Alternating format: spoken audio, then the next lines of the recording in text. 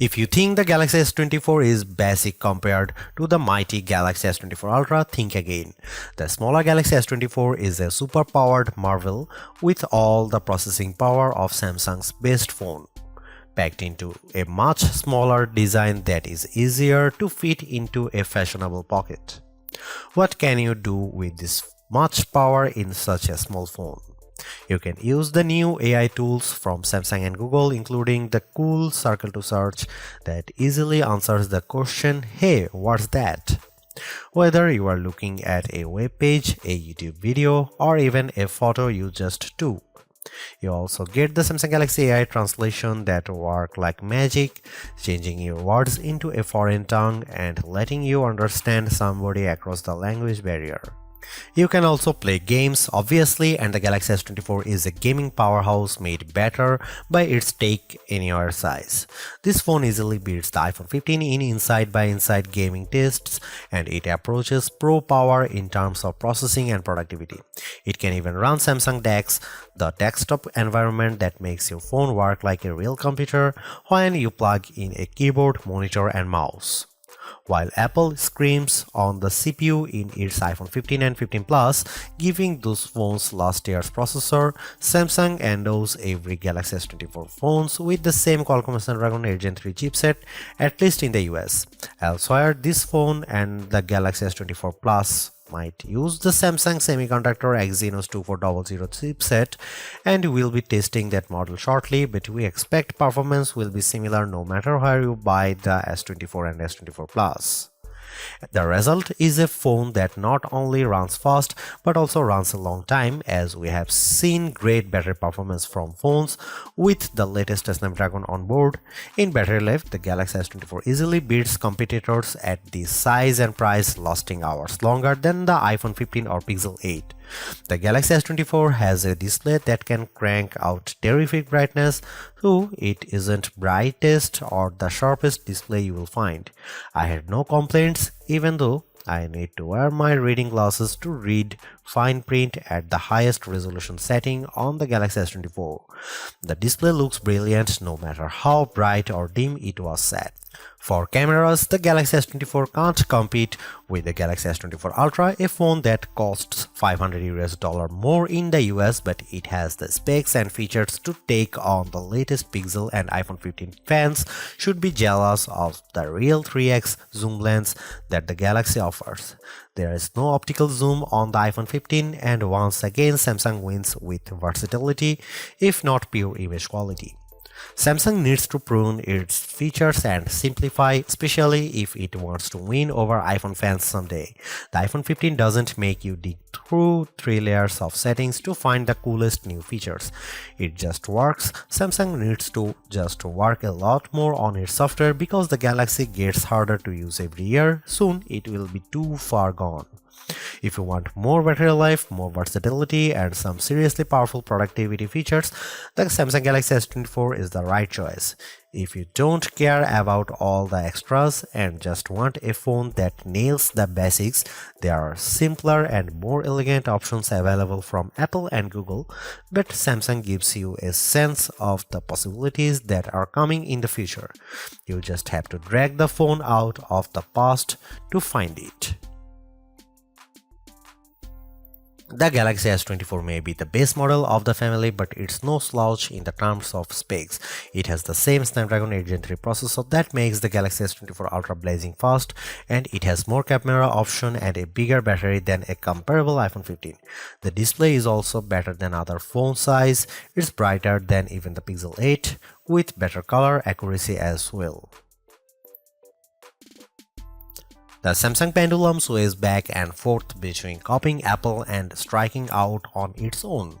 This year, the Galaxy S24 is much closer to the iPhone 15 design than it has been in many years, while the S24 Ultra looks just a bit more unique.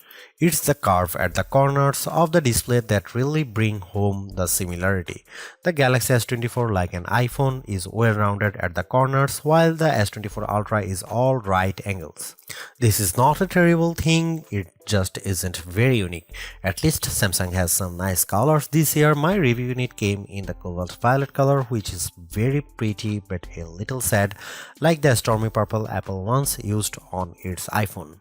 More vibrant are the sandstone orange and amber yellow options.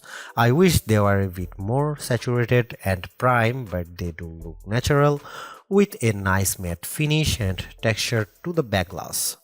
The glass is unfortunately Gorilla Glass Victus 2, which was the best of the best last year, but now we have seen Gorilla Armor on the Galaxy S24 Ultra and it's hard to settle for less.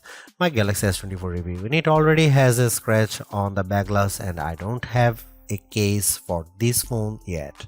Gorilla Armor is more scratch resistant and Samsung has done a great job reducing reflections and glare, but only on the Ultra model. Samsung still does a great job keeping its phones thin and light. This is no Ultra, and if you want a phone you can use with one hand, the Galaxy S24 is a great option. It's thinner than the iPhone or Google Pixel, and it's also the lightest of the bunch.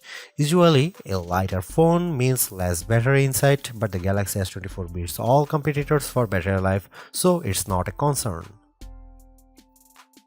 Samsung is a perennial favorite when it comes to smartphone displays, and the Galaxy S24 is no disappointment, but it also isn't the clear winner in any aspect.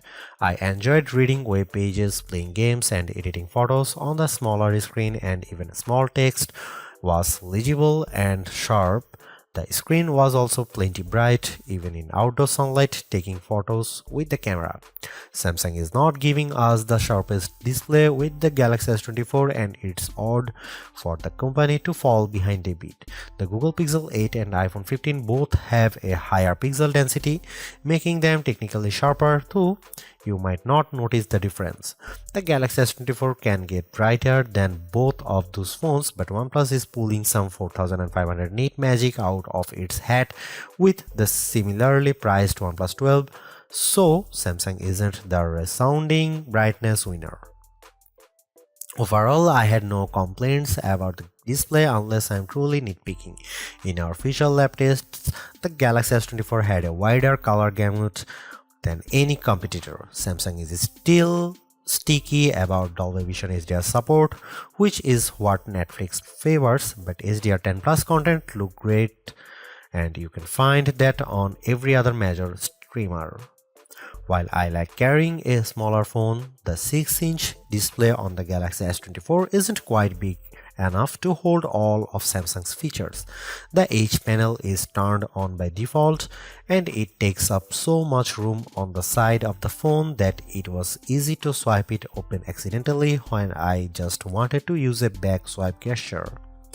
The quick panel also became more complex, and this makes it harder to read and use on the smaller Galaxy S24 display than it was on larger Samsung screens. Overall, more software simplicity would help show off that screen instead of bogging it down with icons and menu clutter. Sure, the Galaxy S24 Ultra is our top camera phone, but that doesn't mean the Galaxy S24 is a slouch. Most of the great work Samsung has done improving its image processing carries through here. Photos I shot with the Galaxy S24 look better, more natural than photos taken with either the Galaxy S23 or my iPhone 15. You also get a real zoom lens with the Galaxy S24 and it helps a great deal. Having a real 3x zoom brings you closer to the field on the stage, even if the zoom lens is paired to a awfully small sensor that produces images with more noise and blur than I'd like. No matter, neither the Pixel 8 nor the iPhone 15 has optical zoom around back, and real zoom is always better than digital zoom, all things being equal.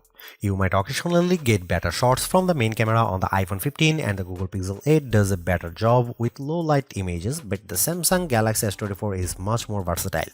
I actually find Samsung's different camera modes, like the food mode or the dual camera video recording mode, to be fun and useful. My baked goods look detectable when I shoot them with the Galaxy, and the dual cameras video is great for reaction shots with my kiddo. Samsung also brings a bunch of AI tricks into the camera, both in the camera app and Samsung's image gallery. I wish there weren't two photo apps including Google Photos, but here we are. Unlike the Pixel, which gives you AI editing in Google Photos, Samsung keeps its Magic Editor software in the gallery. With Magic Editor, you can resize an object in your photo and move it around. You can erase the background entirely and replace it with something new. The phone will use AI to figure out what's happening in the foreground and match the new background appropriately. There is also a tool that adds more background to an image if you rotate it and end up with blank space. In practice, these are surprisingly useful. I like erasing spectators in the way when I am trying to see my kid on the field. The generative AI did a nice job without a heavy hand, and the results usually looked natural enough. I hope Samsung doesn't go too much further into creating fake imagery, but the Galaxy S24 will affix a watermark to images that have been edited using AI. Here you can see some camera samples.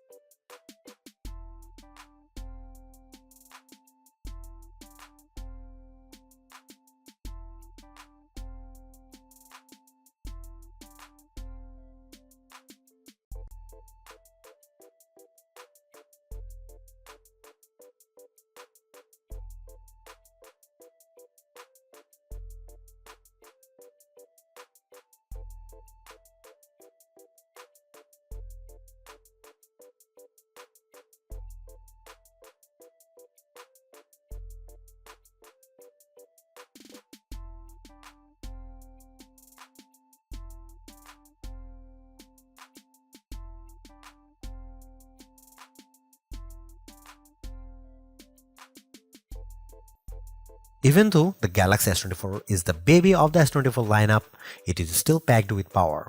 If the larger sizes of the S24 Plus and S24 Ultra don't appeal to you, but you don't want to miss out on the latest and greatest that Samsung has to offer, then the S24 is still a good buy. Galaxy AI is one of the big selling points of the entire lineup, and though I wouldn't quite say it's the reason to upgrade, some of the AI features do come in handy. I am mostly referring to Circle to Search and the generative photo editing tools, but the live translate and interpreter features will also be handy in a specific situation. And while the camera hardware hasn't changed, the software behind the image processing has definitely been fine-tuned. It's better now, in my opinion, with less burned into your retinas, vividness, and more realistic hues. There is also a lot to like about the new Snapdragon 8 Gen 3 for Galaxy chip, especially power efficiency. Even though the S24 only has a 4000 mAh cell, it has great battery life, all things considered. Plus, the performance with Android 14 and One UI 6.1 is fast, snappy, and responsive enough for pretty much anything you throw at it. If you are due for an upgrade this year, the Galaxy S24 is a good phone on your shopping list. It's not a must-have upgrade if you already have a Galaxy S23, but if you are upgrading from an older model, there is a lot to like here. Thanks for watching, see you in the next one.